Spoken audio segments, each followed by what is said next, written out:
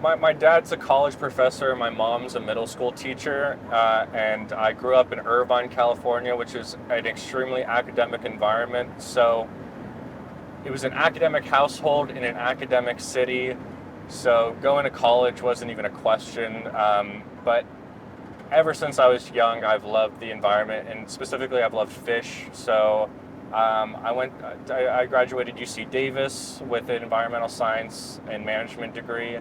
The whole time there, I was working in fish labs, and I was doing field research on different fish. Um, even after that, I did a 1 year master's in Brighton, England, actually, and that was for more of the policy side. I was doing a lot of science in undergrad, but I went for a policy degree for my master's, and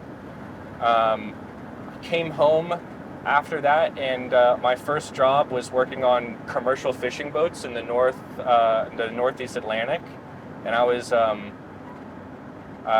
I did 30 days at sea on 9 different boats, and I tried about every medication they've invented, and nothing fixed my seasickness issue. No Dramamine was strong enough. No Dramamine was strong enough. And commercial fishing is a crazy.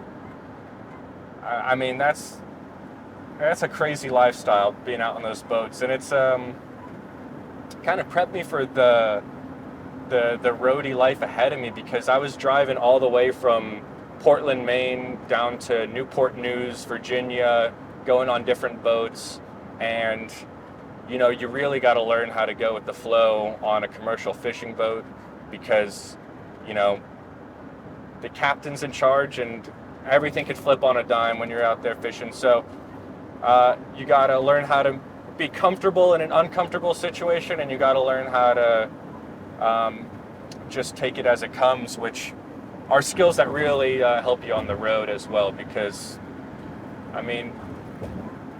this could be a 3-hour long episode talking about all the different obstacles that you aren't prepared for when you're living a life on the road with a band. So that was very cool. And then I came back to California after that, and I worked for a fisheries science company based out of West Sacramento, and I did some studies on the American River for steelhead and salmon, and I was supposed to do a job in Piru Creek in Ventura County, but right before I started that job, we had some record rainfall in California. This was back in like 2002 or 2003, I think, but the road I would have to take to my job site up in the mountains was supposedly covered by 40 landslides. So I was never able to make it to my job site. So I had to, they said they had work for me, but that work was looking at images of soil and clicking different pieces of soil that were over a certain size, or clicking rocks and writing them down. And it just, that job wasn't quite for me. Sitting behind a computer and looking at rocks was not quite what I signed up for. So I quit that job, and that was just the time when I went on tour with the Wash and met Skating Polly, and then right after that just was super easy to transition to being a roadie with them. But yeah, like you said, trying to balance fisheries, which is my first love, with my new love, which is being on the road with bands. Sometimes, I wish I could be as involved in both of them as possible, but it's pretty hard. That being said, being on the road and seeing the world and just seeing different rivers and different lakes and meeting all of these people that have a connection to the water and to the land.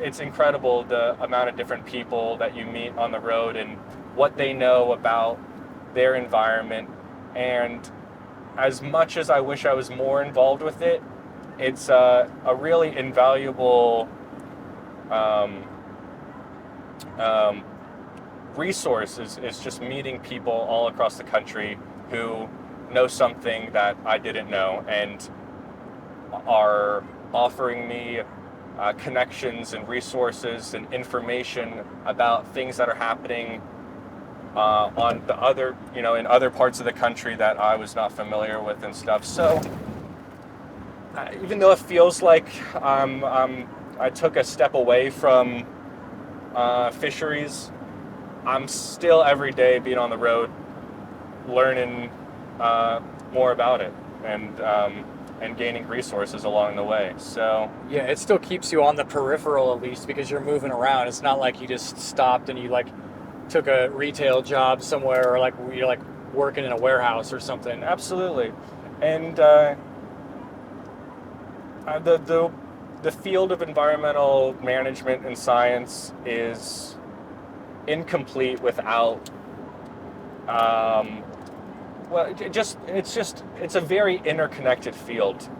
Everything affects something else and is connected to something else, and you can always learn something from one area and apply it to a different area that people haven't been thinking about. So I feel like I'm building that type of skill and knowledge, which I hope when I can get into a position where I can balance both of these things better, I know that knowledge and skills will come back in hand. So I'm looking forward to it, and just looking forward to learning more along the way too.